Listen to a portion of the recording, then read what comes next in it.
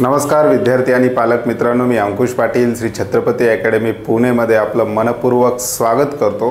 मागच्या 2 व्हिडिओमध्ये आपण महाराष्ट्र राज्यातील गव्हर्नमेंट आणि प्रायव्हेट MBBS कॉलेजचे मागच्या वर्षीचेच म्हणजे 2023च्या काउन्सिलिंग प्रक्रियेचे कट ऑफ पाहिलेले होते।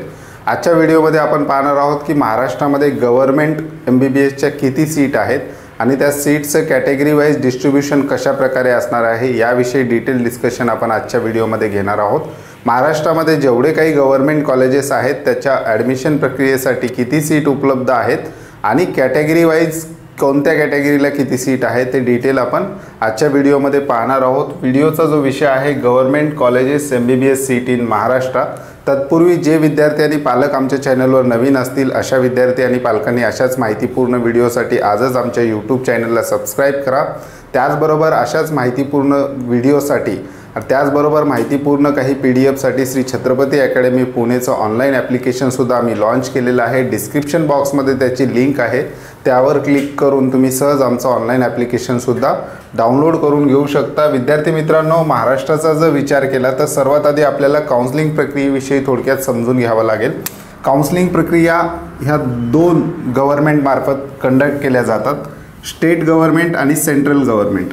तर स्टेट गव्हर्नमेंटची जी काही काउन्सिलिंग प्रक्रिया आहे, प्रवेश प्रक्रिया आहे, ही संपूर्ण प्रवेश प्रक्रिया घेण्याचे अधिकार आहेत महाराष्ट्र CET सेलकडे। आणि CET सेल महाराष्ट्रातील 2 प्रकारच्या कॉलेजेसची म्हणजे 2 प्रकारच्या MBBS कॉलेजची प्रवेश प्रक्रिया घेत असतात।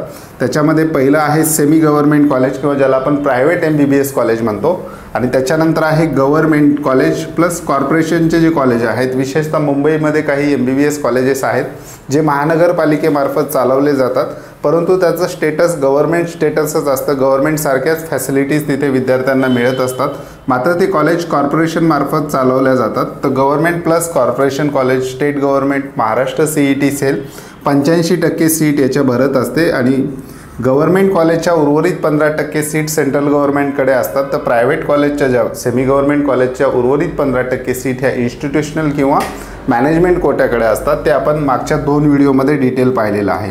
आता सेंट्रल गव्हर्नमेंटच्या बाबतीत विचार केला झाला तर सेंट्रल गव्हर्नमेंटमध्ये AIIMS arm force medical college महाराष्ट्रामध्ये जे एम्स नागपूर आहे आणि arm force medical college Pune या ठिकाणी आहे, या दोन्हीच्याही संपूर्ण 100% सीट भरण्याचा अधिकार हा सेंट्रल गव्हर्नमेंटकडे आहे। आता आपण महाराष्ट्राचा जर विचार केला तर महाराष्ट्रामध्ये गव्हर्नमेंट प्लस कॉर्पोरेशनचे कॉलेजेस किती आहेत तर 31 गव्हर्नमेंट कॉलेज महाराष्ट्रामध्ये आहेत। तर या 31 गव्हर्नमेंट कॉलेजमध्ये महाराष्ट्रामध्ये 4950 सीटसाठी ॲडमिशन 2023ला झाले होते। म्हणजे 2023च्या काउन्सिलिंग प्रक्रियेसाठी 4950 इतक्या सीट होत्या।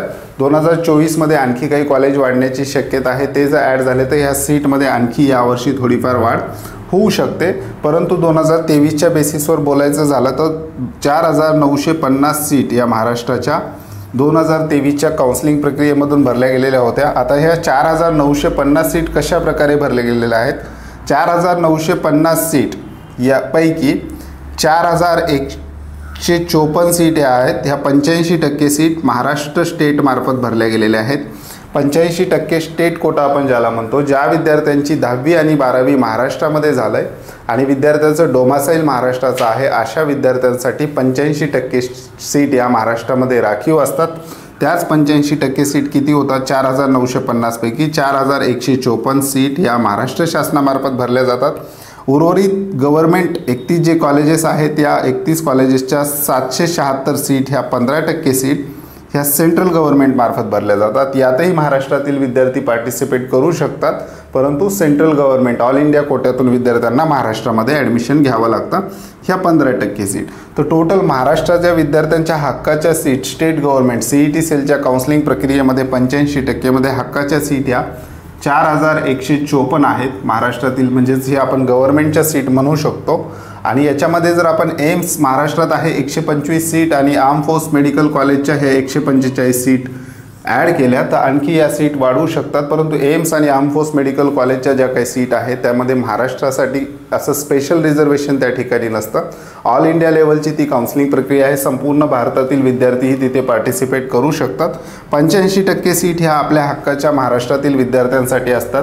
त्यामुळे आपण महाराष्ट्रातील ज्या 4154 सीट होत्या त्यांचं डिस्ट्रीब्युशन कशा प्रकारे कॅटेगरी वाईज आहे ते आपण थोडक्यात पाहूया। या 4154 सीटमध्ये किंवा कॅटेगरी वाईज सीट आपण पाहत असताना याच्यामध्ये आपण काय काय इन्क्लूड केलेलं आहे। कॅटेगरी ते इन्क्लूड केलेलीच आहे, त्याचबरोबर ऑर्फनच्या काही सीट असतात, प्रत्येक कॅटेगरीमध्ये अनाथ मुलांसाठी काही सीट राखीव असतात, त्याचबरोबर प्रत्येक कॅटेगरीमध्ये PWD म्हणजे दिव्यांग विद्यार्थ्यांसाठी काही सीट राखीव असतात, त्याचबरोबर हिली एरियाचे काही विद्यार्थी असतात, तर हिलीसाठी सुद्धा गव्हर्नमेंट कॉलेजेसमध्ये काही सीट राखीव असतात, ते सुद्धा आपण याच्यात इन्क्लूड केलेले आहेत। आता आपण पाहूयात की महाराष्ट्रामध्ये जे काही गव्हर्नमेंट किंवा कॉर्पोरेशनचे 31 कॉलेजेस आहेत त्याच्या 85% सीट मध्ये कॅटेगरी वाईज कशा प्रकारे सीट विद्यार्थ्यांना आहेत ते आपण थोडक्यात पाहूयात। महाराष्ट्राचा विचार केला तर कॅटेगरी कशा पडतात, SC ST VJ N1 N2 N3 OBC EWS आणि ओपन ह्या प्रमुख कॅटेगरी आहेत। याच्यामध्ये सब कॅटेगरी कोणत्या आहेत तर ऑर्फन आहे, PWD दिव्यांग किंवा अपंग विद्यार्थी किंवा हिली एरिया हे त्याच्यामध्ये सब कॅटेगरी आहे। आणि काही पॅरलल रिझर्वेशन असतात, तर पॅरलल रिझर्वेशन हे गव्हर्नमेंट कॉलेजेसमध्ये असतात, तर कोणकोणते आहेत, डिफेन्ससाठी 3 प्रकार आहेत डिफेन्सचे, ते आपण येणाऱ्या व्हिडिओमध्ये पाहणारच आहोत। रिझर्वेशनचे कसे प्रकार आहेत तर 3 प्रकार आहेत डिफेन्ससाठी, D1 D2 D3 ह्या डिफेन्ससाठी आहेत। आणि महाराष्ट्र कर्नाटक बॉर्डर वरच्या विद्यार्थ्यांसाठी काही सीट महाराष्ट्रातील गव्हर्नमेंट कॉलेजेसमध्ये राखीव ठेवल्या जातात, तर त्या सीट आहेत।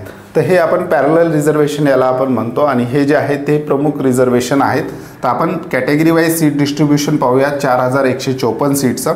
SC कॅटेगरीसाठी 540 सीट एवढ्या गव्हर्नमेंट महाराष्ट्रामध्ये जे कॉलेजेस आहेत त्यासाठी राखीव आहेत। ST 291, VJ 125, N1 104, N2 145, N3 83, OBC 789 OBC कॅटेगरीच्या विद्यार्थ्यांसाठी, EWS साठी 415 आणि ओपनसाठी 504 सीट 2023च्या काउन्सिलिंग प्रक्रियेमध्ये होत्या। आता आपण पॅरलल रिझर्वेशनसाठी किती सीट राखीव आहेत ते पाहूया। D1 साठी 90, डिफेन्स 90, D2 डिफेन्स 30 सीट आहेत, D3 30 सीट आहेत। आणि महाराष्ट्र कर्नाटकाच्या बॉर्डरवरचे जे विद्यार्थी आहेत त्यांना जर महाराष्ट्रामध्ये ॲडमिशन घ्यायचं असेल तर त्यांच्यासाठी इथे 8 सीट राखीव ठेवलेले आहेत। तर अशा प्रकारे टोटल जर आपण केलं तर Maharashtra state quota CET cell counselling प्रक्रियेमध्ये महाराष्ट्रामध्ये जे काही 31 गव्हर्नमेंट कॉलेजेस आहेत त्याच्या 4154 सीट अशा प्रकारे भरल्या जातात। त्याचं हे कॅटेगरी वाईज डिस्ट्रीब्युशन होतं। त्यामध्ये महाराष्ट्रामध्ये एम्ससुद्धा आहे 125 सीटचं, आर्म फोर्स मेडिकल कॉलेज 145 सीटचं, याला आपण इन्क्लूड केलेलं नाही कारण याच्या 100% ज्या सीट आहेत ह्या सेंट्रल गव्हर्नमेंट भरत असतं, महाराष्ट्र गव्हर्नमेंट या सीट भरत नाही, त्यामुळे हे सेंट्रल गव्हर्नमेंट आहेत। इथे विशेष महाराष्ट्रातील विद्यार्थ्यांना असं सेपरेट अधिकार वगैरे काही नसतो, ऑल इंडिया लेवलमधून महाराष्ट्रातील विद्यार्थ्यांनाही इथे यावं लागतं। परंतु महाराष्ट्राच्या ज्या काही हक्काच्या सीट आहेत महाराष्ट्रातील विद्यार्थ्यांच्या तर ह्या आहेत स्टेट काउन्सिलिंग प्रक्रियेच्या CET सेलच्या ज्या सीट आहेत त्या महाराष्ट्राच्या। जसं आपण आज गव्हर्नमेंट MBBS कॉलेजच्या सीटचं डिस्ट्रीब्युशन पाहिलेलं आहे, येणाऱ्या व्हिडिओमध्ये आपण महाराष्ट्रातील जे काही सेमी गव्हर्नमेंट किंवा प्रायव्हेट कॉलेजेस आहेत ज्याची संख्या 22 आहे त्यांचं सुद्धा सीट डिस्ट्रीब्युशन पाहणार आहेत आणि टोटल सीट डिस्ट्रीब्युशन कसं असणार आहे, त्याचबरोबर पॅरलल रिझर्वेशनसाठी काही सीट राखीव ठेवलेल्या आहेत त्या कशा प्रकारे असणार आहेत अशी माहितीपूर्ण व्हिडिओ आपण येणाऱ्या काळामध्ये बनवणार आहोत। त्यामुळे जे विद्यार्थी आणि पालक पहिल्यांदा आमच्या चॅनलवर आले असतील अशा विद्यार्थी आणि पालकांनी आजच आमच्या चॅनलला सबस्क्राईब करा। त्याचबरोबर आमचं ऑनलाईन ॲप्लिकेशनसुद्धा आहे, डिस्क्रिप्शन बॉक्समध्ये त्याची लिंक दिली गेलेली आहे, त्या लिंकवर क्लिक करून तुम्ही आमचं ऑनलाईन ॲप्लिकेशन डाउनलोड करू शकता किंवा सहज त्याच्यामध्ये रजिस्ट्रेशन करू शकता। तुर्तास आपण आजच्या व्हिडिओमध्ये इथेच थांबूयात, पुन्हा भेटूयात आणखी एका नव्या आणि माहितीपूर्ण व्हिडिओमध्ये। धन्यवाद।